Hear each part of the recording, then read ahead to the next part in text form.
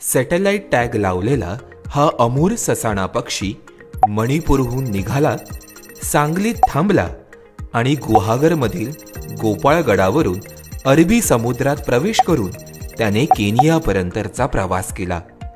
14 ते 27 नोव्हेंबर अशा 13 दिवसांमध्ये या पक्षाने 7300 किलोमीटरचा प्रवास केलाय।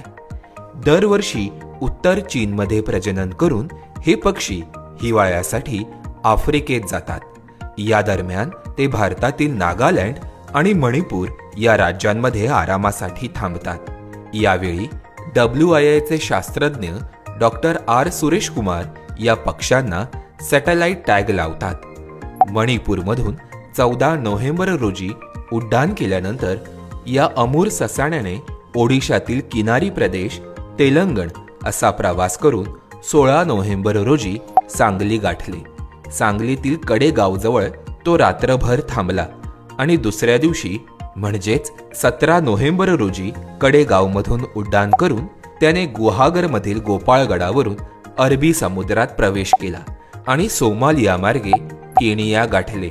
एप्रिल-मे महिन्यात हा पक्षी आफ्रिकेतून परतीचे मायग्रेशन सुरू करेल। या प्रवासाविषयी तुम्हाला काय वाटलंय हे आम्हाला कमेंट करून नक्की कळवा।